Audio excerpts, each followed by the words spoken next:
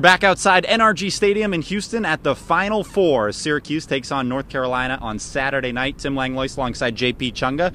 JP, today was open practice day for all the teams. Syracuse trying to get used to playing in a football stadium. And when we talked to most of the guys yesterday, they said, playing in the Carrier Dome will certainly help that.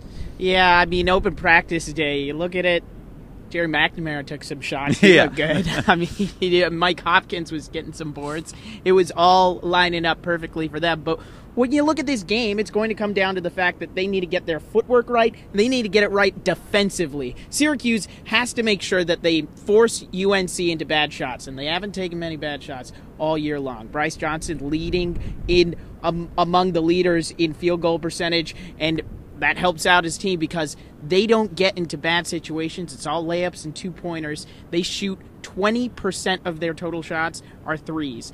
When Syracuse plays, their opponents usually take 40% of their shots that are threes. They're trying to force them into those type of shots that they are not comfortable in, and that's one thing you have to focus in on, especially with this matchup coming up. And we asked some of the Syracuse players about that today, about facing that tough North Carolina offense and what the Orange needs to do on the defensive end. It's going to be tough. I mean, North Carolina is a really good team. They take care of the ball.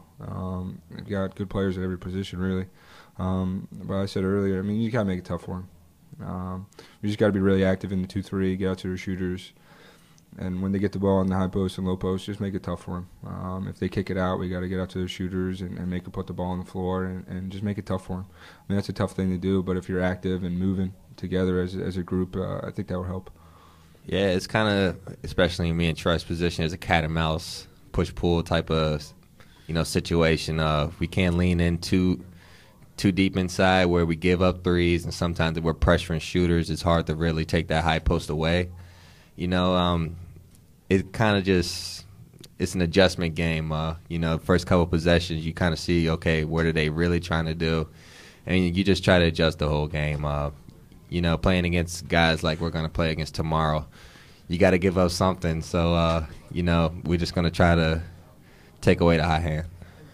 Just defense. We got to stay locked in on defense. And, like I said before, we're making the right rotation so far, so we just got to keep that stuff going.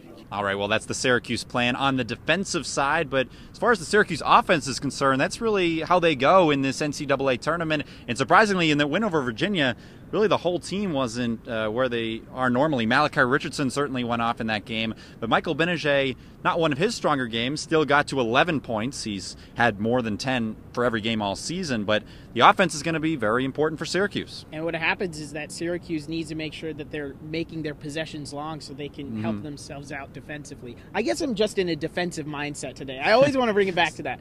But offensively, focusing on that, the way Syracuse needs to find its success is making sure that their dribble drive guys are get on.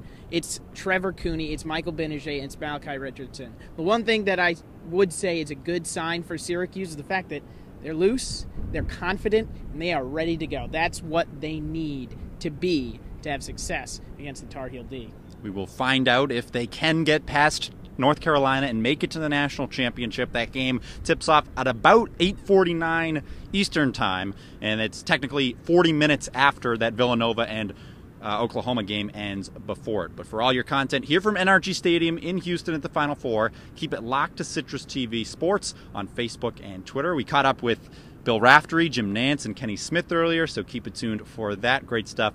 Don't miss it. A can't-miss story about Jim Boeheim from Bill Raftery. Yeah, that's a big market tease. For JP, I'm Tim. Thanks for watching.